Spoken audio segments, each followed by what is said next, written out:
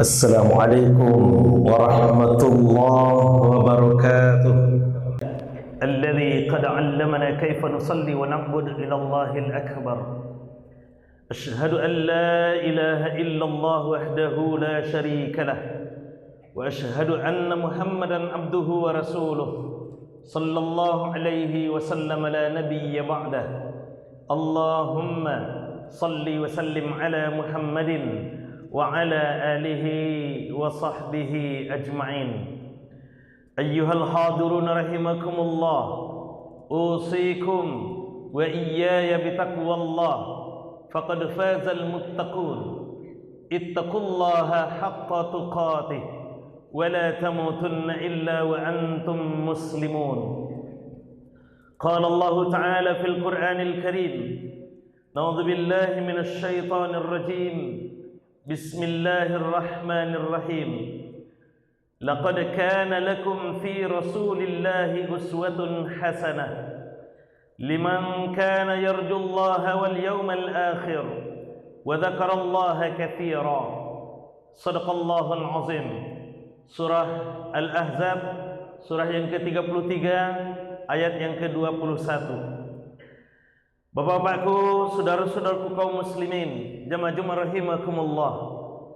Syukur alhamdulillah, kembali kita ungkapkan kehadiran Allah Subhanahu wa taala. Alhamdulillah sampai saat ini Allah masih anugerahkan kekuatan dan kesempatan kepada kita semua untuk bisa hadir di rumah Allah ini. Allah beri kita kekuatan iman sehingga kita mampu meninggalkan aktivitas duniawiyah kita.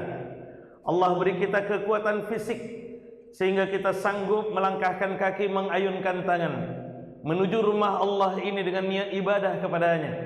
Dan kita tentunya akan selalu berharap semoga kehadiran kita yang sejenak di sini benar-benar ada nilai ibadah di sisi Allah hendaknya. Amin ya rabbal alamin. Kemudian salawat dan salam kita doakan juga kepada Allah, semoga tetap tercurah kepada baginda Rasulullah Muhammad sallallahu alaihi wasallam.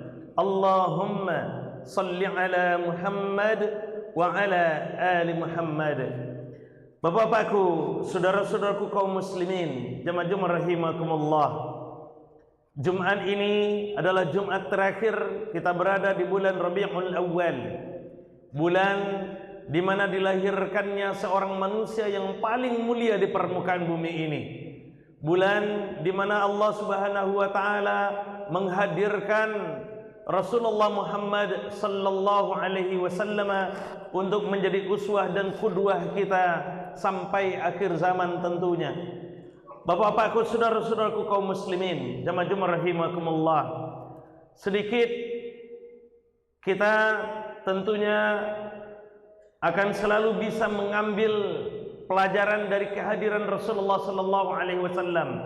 Maka pada Jumat kali ini kita kembali mengambil pelajaran, mencoba menelusuri nilai-nilai kebaikan yang akan kita ambil dari Rasulullah sallallahu alaihi wasallam. Bapak-bapakku, saudara-saudaraku kaum muslimin, jamaah rahimakumullah. Siapakah Muhammad itu? Sebelum kita lanjut pada uraian khutbah, kami tentunya tidak lupa mengajak, menghimbau kepada kita semua.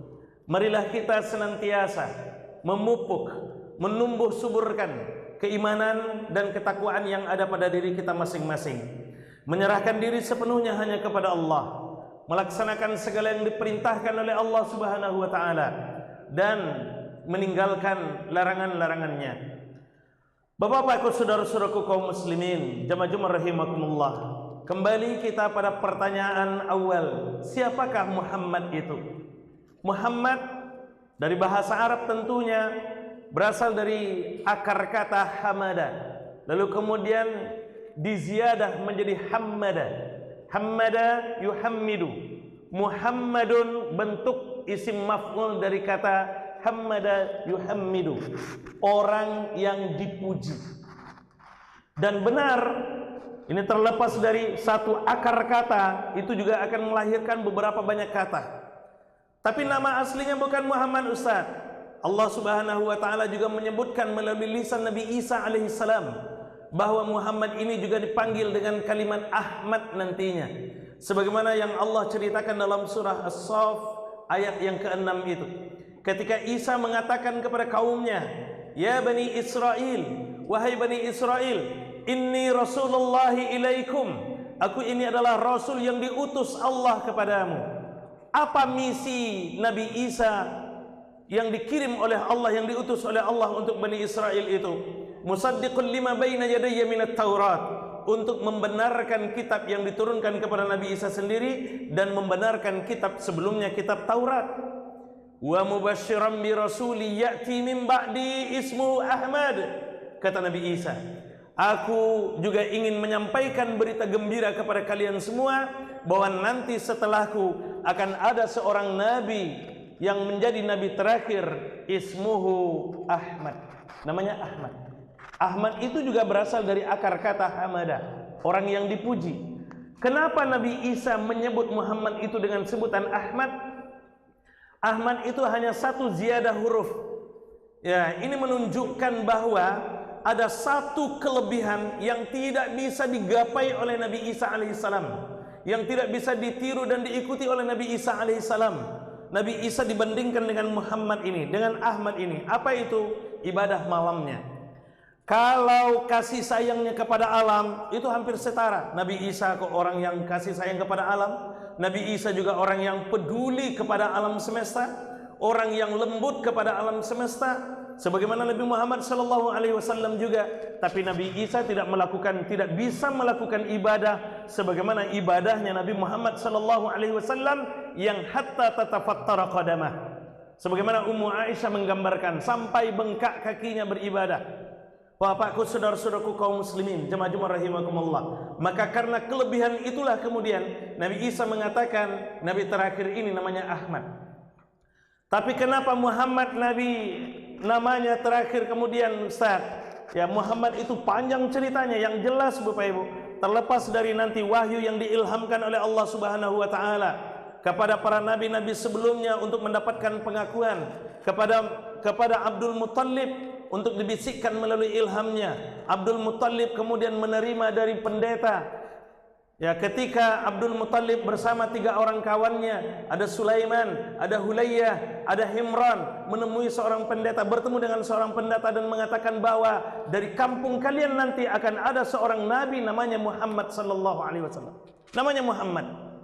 Nah, makanya berebutlah kemudian 4 orang ini, Abdul Muttalib, Sulaiman, Hulayyah, Himran, untuk memberikan anak keturunan mereka dengan nama Muhammad. Dan ternyata Abdul Muttalib yang duluan mendapat cucu laki-laki, maka diberilah nama Muhammad, dan itu kemudian menjadi nabi terakhir. Bapakku, saudara-saudaraku kaum muslimin, jemaah Jumat rahimakumullah.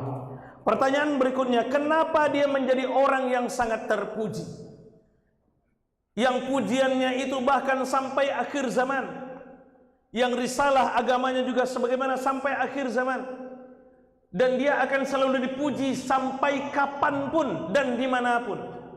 Akan selalu ada orang yang memujinya. Kalaupun nanti muncul hater-hater Muhammad, orang-orang yang membenci, mencela Nabi Muhammad SAW, pasti akan hadir orang-orang yang akan membela dengan gagahnya kemuliaan Nabi Muhammad SAW itu. Bapak-bapak, saudara-saudaraku kaum muslimin, jemaah Jumat rahimakumullah. Kita kembali ke konsep awal. Kenapa dia menjadi orang yang terpuji? Karena dia terlahir dari bibit yang juga sangat terpuji. Dia berasal dari bibit unggul. Ayahnya Abdullah, ibundanya Aminah. Abdullah itu siapa? Sesuai dengan namanya, Abdullah itu hamba Allah. Apakah Abdullah itu sudah bertuhan, Ustaz? Sudah. Abdullah itu adalah orang yang terlahir dengan gagahnya, dengan solehnya, dengan taatnya. Orang yang beragama. Apa agamanya? Millata Ibrahim Hanifah. Agama yang diturunkan dari dari Allah Subhanahu wa taala melalui Nabi Ibrahim. Agama yang lurus. Jadi mohon maaf kalau ada orang-orang yang mengatakan bahwa Muhammad itu bahwa Abdullah itu meninggal tempatnya di neraka. Silahkan tinjau ulang lagi sejarahnya. Abdullah itu orang yang taat. Abdullah itu orang yang soleh. Kalau tidak karena kebaikan akhlaknya, kebagusan budi pekertinya, kesolehan pribadinya, tidak akan mungkin pemimpin-pemimpin Quraisy harus merelakan, membayar, menebus nyawa Muhammad dengan 100 ekor onta itu. Tidak akan mungkin. Kenapa mereka mau menebus nyawa Abdullah dengan 100 ekor onta? Karena mereka menginginkan Abdullah ini menjadi bagian dari keluarga mereka. Abdullah itu orang baik, akhlaknya terpuji, pribadinya lembut, orangnya soleh. Nah, di balik keinginan orang-orang kafir Quraisy menjadikan Abdullah ini sebagai bagian dari anggota keluarga mereka, ternyata singkat cerita Abdullah ini lebih memilih seorang perempuan sederhana tapi punya akhlak yang juga mulia. Namanya Aminah. Aminah itu orang yang terpuji, orang yang dipercaya, orang yang jujur, orang yang amanah, orang yang beriman. Berarti Aminah itu perempuan soleha juga? Iya. Aminah itu perempuan soleha, akhlaknya bagus, budi pekertinya tinggi, akhlaknya terpuji, orangnya baik. Maka nikah di zaman di mana kemaksiatan dan kemungkaran merajalela, di mana perampokan, pembunuhan, perjudian, mabuk-mabukan berkembang di tengah masyarakat waktu itu. Tapi ternyata Abdullah dan Aminah tumbuh sebagai pribadi yang mulia. Beberapa orang di antara mereka itu tumbuh sebagai pribadi yang mulia, dan di antaranya adalah Abdullah dan Aminah. Menikahlah Abdullah dan Aminah ini. Abdullah hamba yang soleh, Aminah hamba yang beriman, hamba yang jujur, hamba yang bisa dipercaya. Karena keduanya punya akhlak yang mulia, menyatu kemudian lahirlah seorang anak yang juga mulia, Muhammad. Tidak cukup sampai di situ. Pada pertumbuhan berikutnya, setelah lahir seorang anak laki-laki, dihadirkan ibu asuhnya, dihadirkan ibu susuannya. Siapa namanya? Halimah, dari Bani Sa'ad. Halimatus Sa'diyah. Halimah itu dari kata halim, hilmun, orangnya lembut. Hilmun itu artinya lembut. Halim, laki-laki halim, perempuan halimah, orangnya lembut. Dan sesuai dengan namanya, sifat kelembutan itulah yang bertumbuh di dalam dirinya. Dan dengan nilai-nilai kelembutan itulah dia merawat Nabi Muhammad sallallahu alaihi wasallam. Bapak-bapakku, saudara-saudaraku kaum muslimin, jemaah-jemaah rahimakumullah. Ini sebenarnya konsep yang sangat menarik. Apa yang kita maksud? Bahwa untuk menghadirkan pemuda-pemuda, orang-orang yang punya akhlak terpuji, generasi-generasi yang punya kepribadian terpuji, hadirkan Aminahnya itu di rumah kita. Kita ingin mencetak generasi unggulan, kita ingin mencetak generasi yang terpuji, generasi yang punya akhlak mulia. Hadirkan Aminahnya itu di rumah kita, cetak Aminahnya itu di rumah kita, lalu kemudian datangkan Abdullahnya ke rumah kita. Begitu caranya. Ya, kita bentuk, kita punya anak perempuan, bentuk Aminahnya. Tidak perlu namanya Aminah, tapi punya kepribadian seperti Ibunda Aminah. Ya, bentuk Aminahnya itu di rumah kita. Nanti tiba saatnya dia sudah dewasa, ingin mencarikan pasangan untuknya, carilah pasangan yang punya kepribadian sebagaimana kepribadian Abdullah. Ketika Aminahnya sudah hadir, lalu Abdullahnya kita datangkan, mereka bersatu, insya Allah akan lahir Muhammad. Setelah lahir bayi ini, rawat dan besarkan dengan nilai-nilai pendidikan secara lembut. Besarkan dengan kelembutan. Jadi membimbing anak, merawat anak, membesarkan anak, mendidik anak tak perlu kasar. Apalagi keluar kata-kata kotor kepadanya. Apalagi keluar kata-kata kasar, carutan, makian dan segala macam. Tidak. Anak itu yang perlu dipukul bukan fisiknya, bukan punggungnya, bukan tangannya, bukan kakinya, tapi hatinya. Bapak-bapakku, saudara-saudaraku kaum muslimin, jamaah rahimakumullah. Konsep ini sebenarnya sudah dibuktikan dulu oleh ayahanda Muhammad bin Idris, oleh Idris. Barangkali kita mafhum, sering mendengar kisah bagaimana Idris, seorang pemuda yang duduk di pinggir sungai. Dalam riwayat lain beliau menyeberangi sungai, lalu kemudian hanyut satu buah apel, diambil dan digigit oleh Idris.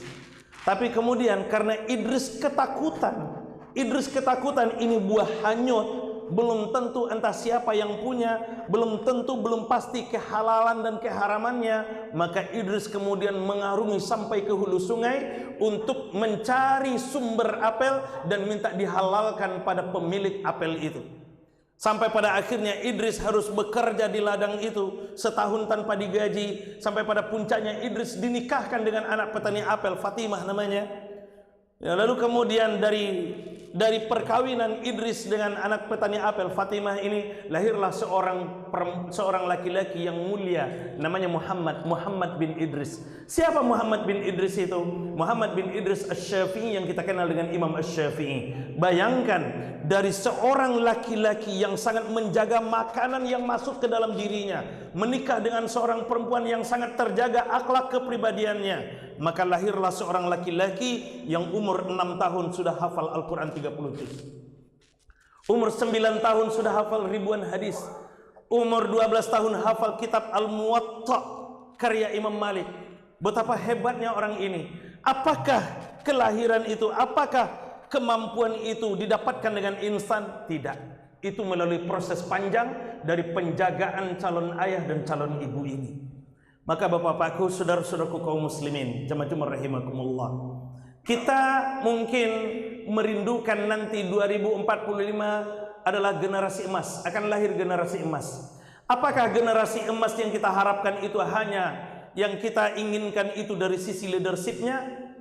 Ya, silahkan pemerintahan kita mungkin menginginkan dari sisi leadershipnya. Dan alangkah indahnya kalau leadership itu dihiasi dengan akhlak mulia yang kita bentuk dari sekarang. 20 tahun yang akan datang, insya Allah akan lahir Muhammad berikutnya. Bapakku, saudara-saudaraku kaum muslimin, jamaah rahimakumullah, kami tidak punya anak perempuan, Ustaz, maka kami hanya punya anak laki-laki. Maka kita coba bentuk Abdullahnya itu di rumah kita. Setelah kita bentuk Abdullahnya di rumah kita, kita coba nanti hadirkan Aminahnya ke rumah kita. Dari mereka itulah nanti kita harapkan akan lahir Muhammad berikutnya. Maka bapak-bapakku, saudara-saudaraku kaum muslimin, jamaah rahimakumullah, siapapun kita, apapun profesi kita, Muhammad menjadi rujukan utama bagi kita. Muhammad menjadi rujukan utama bagi kita. Bagaimana dia bisa menjadi rujukan utama itu? Itu bukan hanya sekedar dari bimbingan, bukan hanya dari bimbingan wahyu dari Allah Subhanahu wa taala, tapi memang proses dari awal sudah diskenariokan oleh Allah Subhanahu wa taala, yang itu tentu menjadi pedoman dalam berkehidupan kita. Maka sekali lagi, mari kita bertekad untuk menghadirkan generasi-generasi mulia di permukaan bumi ini, di negeri kita yang tercintai ini, untuk menjadi generasi penerus kita berikutnya, dengan membentuk Muhammad dengan cara menghadirkan Abdullah dan Aminahnya. Fa'tabiru ya ulil absar la'allakum turhamun.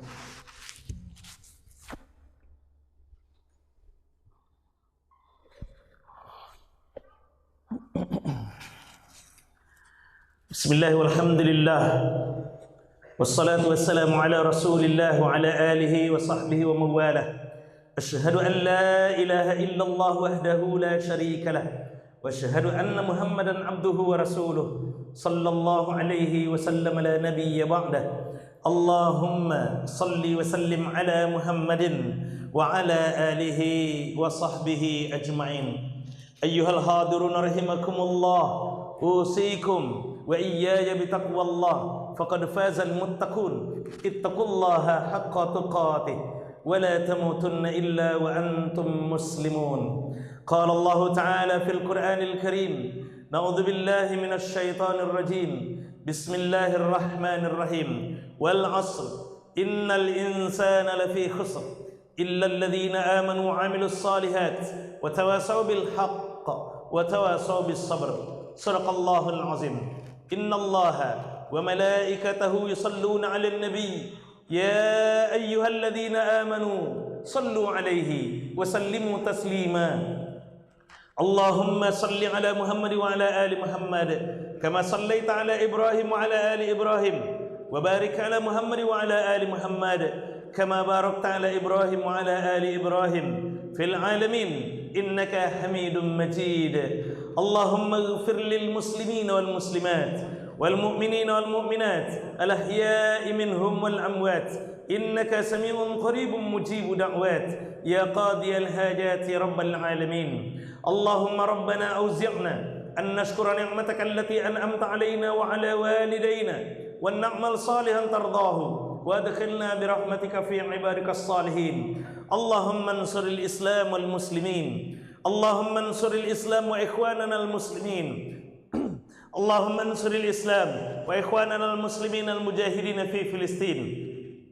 اللهم انصر الإسلام وإخواننا المسلمين في أي مكان وخصوصا في بلادنا إندونيسيا هذا. ربنا ظلمنا أنفسنا وإن لم تغفر لنا وترحمنا لنكونن من الخاسرين. ربنا آتنا في الدنيا حسنة وفي الآخرة حسنة وقنا عذاب النار.